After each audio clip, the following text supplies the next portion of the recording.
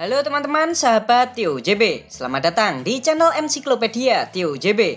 Kali ini Pak Imin mau membahas khusus tentang Makau. Pasti kalian sudah pernah dengar kan teman-teman? Makau adalah daerah khusus milik negara China yang sangatlah unik. Selain bangunan-bangunannya itu sangat berbeda, ternyata bahasa resmi yang dipakai di sini ada 3 macam, yaitu bahasa Mandarin, bahasa Kanton, dan bahasa Portugis.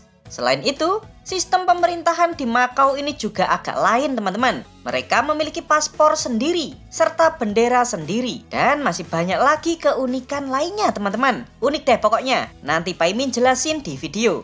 Kalau kalian penasaran, yuk langsung saja ikuti Pak Imin menjelajahi Makau. Yuk markiber, mari kita berangkat. Kembali lagi di channel Tio JB, channel yang mungkin bisa menambah wawasan dan informasi yang mungkin belum kalian ketahui. Dari bukti arkeologis di Pulau Kolon, wilayah yang kini kita kenal sebagai Makau ternyata telah dihuni oleh manusia sekitar tahun 2000 sebelum Masehi hingga 1500 sebelum Masehi. Pemerintahan awal dimulai ketika wilayah ini dikuasai oleh dinasti Qin pada tahun 221 sebelum Masehi. Daerah ini terus dikuasai oleh berbagai dinasti di China, hingga pada masa dinasti Ming, datanglah orang Portugis pertama ke China pada tahun 1513. Di tahun-tahun berikutnya, para pedagang Portugis ini semakin petentang-petenteng teman-teman, dan mereka mulai membangun koloninya di Makau. Namun, oleh pemerintah dinasti Ming, koloni Portugis ini terus dihancurkan. Makau sendiri berasal dari nama teluk yang di dalam bahasa Kanton disebut sebagai Teluk Amagau. Dari Amagau ini dibaca oleh lidah Portugis menjadi Makau. Karena terus-terusan diusir dan diserang oleh pemerintah dinasti Ming, Portugis lalu melakukan perlawanan. Akhirnya meletus berbagai pertempuran, seperti pertempuran Tunmen di tahun 1521, disusul oleh pertempuran Sinchouwan pada tahun 1522 dan berbagai pertempuran yang lain. Sayangnya teman-teman, Portugis ini selalu dipecundangi dan selalu kalah oleh dinasti Ming China teman-teman. Akhirnya mereka mencari cara yang sangat licik, yaitu menyewa lahan. Uniknya, dinasti Ming malah menyetujuinya setelah Portugis menyuap berbagai pejabat setempat. Lalu ditandatanganilah perjanjian Luso-China pada tahun 1554 yang isinya Portugis diizinkan untuk menyewa lahan di Makau sebagai pelabuhan dagang. Namun Portugis harus membayar setiap barang dengan bea masuk ke pemerintah dinasti Ming, ditambah biaya sewa, pajak, dan biaya-biaya yang lain. Semenjak itulah Makau mulai digunakan sebagai wilayah koloni Portugis. Jadi meskipun Makau secara hukum masih sebagai wilayah China, namun pemerintahannya dikelola langsung oleh Portugis teman-teman. Setelah 442 tahun dikuasai oleh Portugis, Makau baru secara resmi dikembalikan ke pemerintah China pada tanggal 20 Desember 1999. Berikut 10 fakta Makau. Tapi sebelum kita mulai, jangan lupa untuk subscribe channel Tio JB dan tekan tombol lonceng agar tidak ketinggalan info menarik lainnya dari Tio JB. Profil negara. Wilayah ini memiliki nama lengkap Daerah Administrasi Khusus Makau, Republik Rakyat China, dengan Presiden China sebagai kepala negara serta kepala eksekutif sebagai kepala wilayah sekaligus kepala pemerintahan Makau. Ibu kota Makau bernama Kota Makau. Secara geografis, Makau berada di selatan daratan China dan berhadapan dengan daerah administrasi khusus Hong Kong. Luas wilayah Makau sebesar 115,3 km persegi dengan jumlah penduduk sebesar 704.150 jiwa. Untuk agama, 58,7% penduduk memeluk agama tradisional China, 17,3% beragama Buddha, 15,8% ateis atau tidak beragama, 7,1% beragama Kristen, serta 1,1% sisanya beragama yang lain. Sedangkan untuk etnis, 88,4% merupakan etnis Han China, 4,6% etnis Filipina, 4% etnis Vietnam, 1,7% etnis Eropa Portugis, serta 2,8% merupakan etnis yang lain. Lalu bahasa resmi yang digunakan di Makau ada 3 macam, yaitu bahasa Mandarin, Kanton, dan Portugis. Sedangkan perekonomian Makau sangat bergantung pada sektor pariwisata, jasa layanan keuangan dan perbankan, industri elektronik, industri mainan, industri mesin dan suku cadang, serta industri tekstil dan pakaian, dengan ekspor terbesarnya ke Hong Kong, China, dan Portugal. Sedangkan mata uang yang digunakan di sini bernama Pataka Makau. Kurs 1 Pataka setara dengan Rp1.935. Kehidupan di Makau.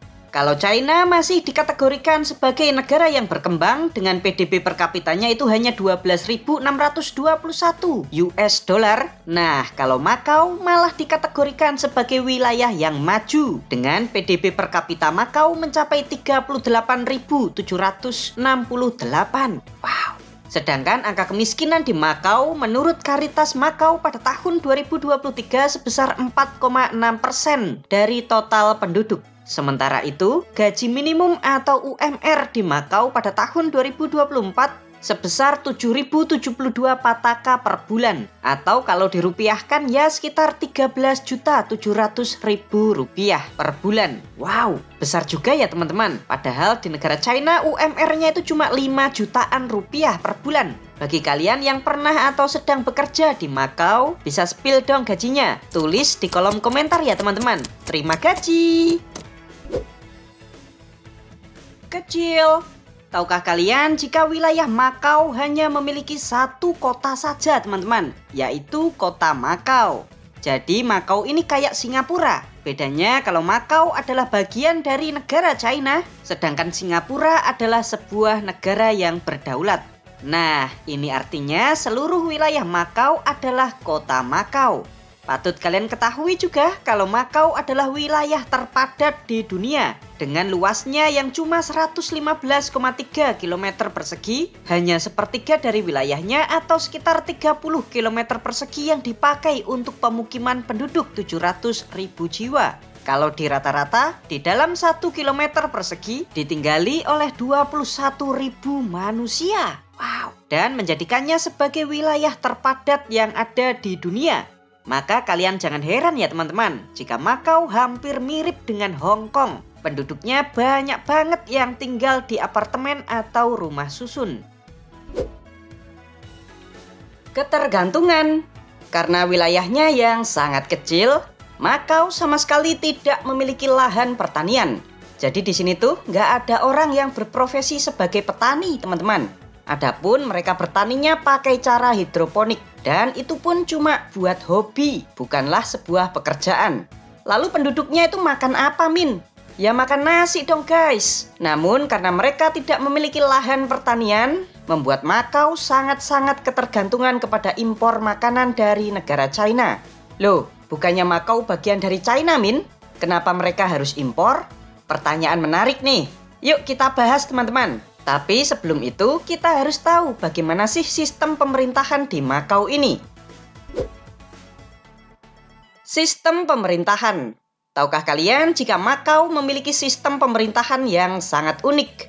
Berbeda dari negara China yang hanya memiliki satu partai saja, yaitu Partai Komunis. Di wilayah Makau ini tidak ada partai politik teman-teman. Kepala pemerintahan sekaligus kepala wilayah Makau dipegang oleh kepala eksekutif yang dilantik langsung oleh Perdana Menteri China setelah diseleksi oleh 400 anggota komite pemilihan. Yang mereka ini berasal dari perwakilan berbagai profesi seperti perwakilan dari pengusaha, pekerja, dunia pendidikan, olahragawan, profesional, dan lain sebagainya. Lalu adakah pemilu di sini, Min? Ada, teman-teman. Fungsinya untuk memilih sebagian anggota parlemen atau DPR. Anggota parlemen di Makau sendiri berjumlah 33 orang. 14 orang dipilih langsung oleh rakyat melalui pemilu, lalu 12 orang berasal dari perwakilan profesi, serta 7 orang sisanya ditunjuk langsung oleh kepala eksekutif. Meskipun bagian dari negara China, namun Makau memiliki kebebasan atau otonomi yang sangat besar, teman-teman. Apa saja itu? Kalau kalian penasaran, yuk langsung saja kita bahas. The Real Daerah Khusus. Sebelumnya kan sudah Pak Imin bilang tuh, kalau Makau bersama dengan Hong Kong merupakan daerah administrasi khusus di negara China. Yuk kita bahas. Apa saja kebebasan dan kewenangan yang didapatkan oleh Makau? Yang pertama, konstitusi. Makau memiliki hak penuh untuk mengelola wilayahnya sendiri. Oleh karena itu, kalau butuh sembako atau barang lainnya, mereka itu beli dari China yang dihitung sebagai impor barang. Makau juga dibebaskan untuk kerjasama perdagangan dengan negara lainnya. Jadi itu, kebebasan pertama yang dimiliki Makau. Lalu kebebasan yang kedua adalah bendera. Meskipun Makau bukanlah sebuah negara, namun ia memiliki benderanya sendiri, teman-teman. Tuh warnanya hijau. Oleh negara China, Makau juga diperbolehkan untuk mengibarkan bendera daerahnya sendiri. Yang ketiga adalah bahasa. Makau diperbolehkan untuk menggunakan 2 bahasa selain bahasa Mandarin, yaitu bahasa Kanton dan bahasa Portugis. Di depan kan sudah Pak Imin bilang tuh kalau Makau memiliki 3 bahasa resminya tersebut. Patut kalian ketahui jika 85% penduduk Makau itu berbicara memakai bahasa Kanton. Meskipun mereka itu memakai bahasa Kanton, namun sebagian besar warga Makau bisa berbicara dengan bahasa Mandarin. Lalu yang keempat adalah mata uang. Makau dibebaskan untuk memiliki mata uangnya sendiri yang bernama Pataka. Kurs atau nilai tukar Pataka itu sama persis dengan dolar Hong Kong, teman-teman. Patut kalian ketahui juga kalau Makau menerima 3 mata uang sebagai alat pembayaran yang sah, yaitu Pataka, dolar Hong Kong, serta Yuan China. Lalu kebebasan yang kelima adalah paspor. Ya, Makau memiliki hak untuk menerbitkan paspornya sendiri. Ini artinya penduduk China kalau mau masuk ke Makau harus melalui pemeriksaan imigrasi Makau, teman-teman. Penduduk China di luar Makau juga dilarang untuk menetap di Makau. Begitupun sebaliknya. Yang keenam adalah aparat. Sistem pengadilan maupun kepolisian dikelola sendiri oleh Makau tanpa campur tangan pemerintah pusat China. Termasuk hukum atau undang-undang juga Makau itu memiliki hak untuk menerbitkan sendiri, teman-teman. Yang ketujuh adalah olahraga. Makau juga diperbolehkan untuk mengikuti ajang olahraga internasional dengan nama Makau. Tuh, 7 kebebasan yang didapatkan daerah administrasi khusus Makau. Pertanyaannya, fungsi negara China itu buat apa? Ayo, ternyata ada beberapa kewenangan yang masih dipegang oleh negara China. Yuk kita bahas. Yang pertama adalah peninjau konstitusi. Jadi meskipun Makau itu memiliki hak untuk membuat kebijakannya sendiri, namun Makau harus tetap mendapatkan ACC atau persetujuan dari negara China. Kewenangan China yang kedua adalah kewarganegaraan. Semua penduduk KTP Makau ternyata masih berstatus sebagai warga negara China. Lalu yang ketiga adalah hubungan luar negeri. Kebijakan atau hubungan luar negeri Makau itu terbatas, teman-teman. Hanya di bidang perekonomiannya saja. Kalau di luar itu maka akan diambil alih oleh pemerintah pusat China. Lalu kewenangan China yang keempat adalah militer. Seluruh angkatan bersenjata di Makau ternyata berada di bawah Tentara Pembebasan Rakyat China. Namun, tentara ini dilarang untuk ikut campur urusan pemerintah Makau. Tempat XXX. Tahukah kalian jika 93% perekonomian Makau sangat bergantung pada sektor jasa termasuk pariwisata? Nah, Makau sendiri dikenal dunia sebagai Las Vegasnya Asia atau menjadi salah satu tempat perjudian terbesar di dunia. Wow. Bahkan, sepertiga dari total PDB Makau berasal dari pendapatan perjudian ini, teman-teman. Saat ini, di Makau terdapat 30 tempat perjudian besar berskala internasional. China dijajah oleh Indonesia? Dari data pemerintah tahun 2023, tenaga kerja Indonesia atau BMI yang bekerja di Makau berjumlah 5.000 orang. Sedangkan BMI yang bekerja di Hong Kong berjumlah 394.000 orang. Ini artinya hampir 400.000 orang Indonesia yang bekerja di 2 wilayah China, yaitu Hong Kong dan Makau. Pertanyaannya sekarang, apakah China bakalan dijajah oleh Indonesia? Enggak kan, teman-teman? Ini nih yang menjadi pemikiran sesat beberapa orang di Indonesia, terutama mereka yang membenci pemerintah. Mereka itu biasanya ngomongnya kayak gini. Tuh, TKA asing dari Cina, ngapain mereka masuk dan bekerja di Indonesia? Lama-lama kita bakalan dijajah sama Cina. Lah, emang berapa sih jumlah TKA Cina di Indonesia? Kita lihat data ya. Pada bulan September 2023, terdapat 57.738 tenaga kerja asing dari China yang kerja di Indonesia. Sedangkan orang Indonesia yang kerja di negara China ada 400.000 orang, Jess. Ini artinya Indonesia lah yang menjajah Cina. Asli, Pak Imin sebel banget kalau ada orang yang bilang kayak gitu, teman-teman. Kalian nggak tahu kan berapa banyak BMI atau tenaga kerja kita yang bekerja di luar negeri? Jumlahnya itu jutaan, bro, dan tersebar di banyak negara-negara di dunia. Kalau saudara-saudara kita ini diperlakukan rasis gimana? Ayo. Wisata di Makau. Yuk, saatnya Pak Imin ajakin kalian semua wisata virtual ke Makau.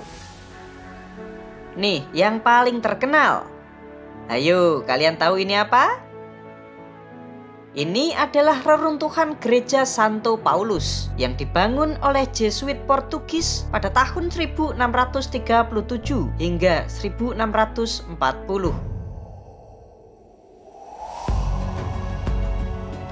Yang unik, teman-teman, cuma bangunan depan gereja yang memakai bahan batu-batuan, sedangkan belakangnya memakai bahan kayu. Di zaman itu, gereja Katolik ini menjadi salah satu gereja terbesar di Asia. Bagian belakang gereja ini hancur setelah mengalami kebakaran di tahun 1835 dan kini hanya tersisa bagian depannya, seperti yang bisa kita lihat saat ini. Next, kita akan mengunjungi gereja dan sekolah agama Katolik Santo Yosef. Bangunan bergaya barok ini didirikan oleh Portugis pada tahun 1727. Di zaman dahulu, orang Portugis mendidik misionaris Tiongkok di tempat ini, teman-teman. Selanjutnya, kita akan menuju lapangan Senado atau pusat sejarah UNESCO di Makau. Nih, penuh dengan bangunan-bangunan bersejarah, teman-teman. Bagus banget kan? Wilayah China tapi bangunan-bangunannya itu loh bergaya Eropa.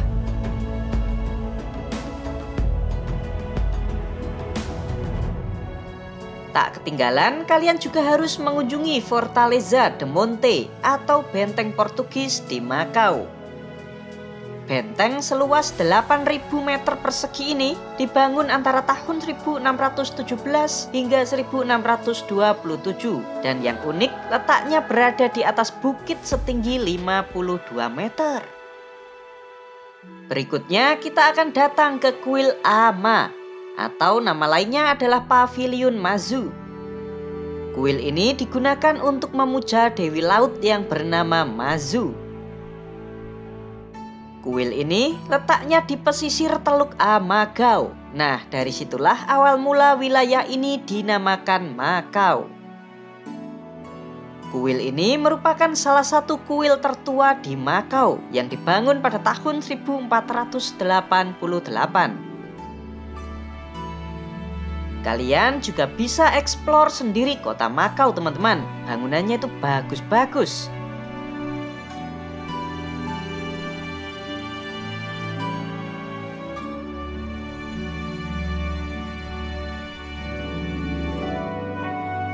Jika kalian tertarik untuk mengunjungi Makau, tiket pesawatnya pulang pergi dari Jakarta ke Makau, China sekitar 4 juta rupiah per orang. Hal unik di Makau. Tahukah kalian jika jembatan yang menghubungkan 3 kota, yaitu kota Hong Kong, Zhuhai, dan Makau ini dinobatkan sebagai jalur penyeberangan laut terpanjang di dunia dengan panjangnya mencapai 55 km. Wow. Makau dan Hong Kong adalah satu-satunya wilayah di negara China yang melegalkan perjudian kasino. Patut kalian ketahui jika Makau memiliki angka harapan hidup sebesar 85 tahun atau yang tertinggi di dunia, diikuti oleh Hong Kong sama 85 tahun, lalu diikuti oleh Jepang 84 tahun. Sedangkan negara induknya yaitu China sebesar 78 tahun. Kalau Indonesia, Min? Kalau negara kita Indonesia, angka harapan hidupnya 68 tahun. Demikianlah 10 fakta unik dan menarik tentang daerah administrasi khusus Makau, negara China. Konten ini 100% hasil dari pemikiran serta referensi yang Paimin kumpulkan sendiri. Terima kasih teman-teman, semoga dapat menambah wawasan dan informasi bagi kita semua. Bagaimana menurut kalian? Seperti biasa, jangan lupa untuk komentar di bawah dan ikuti terus video-video menarik lainnya dari TioJB.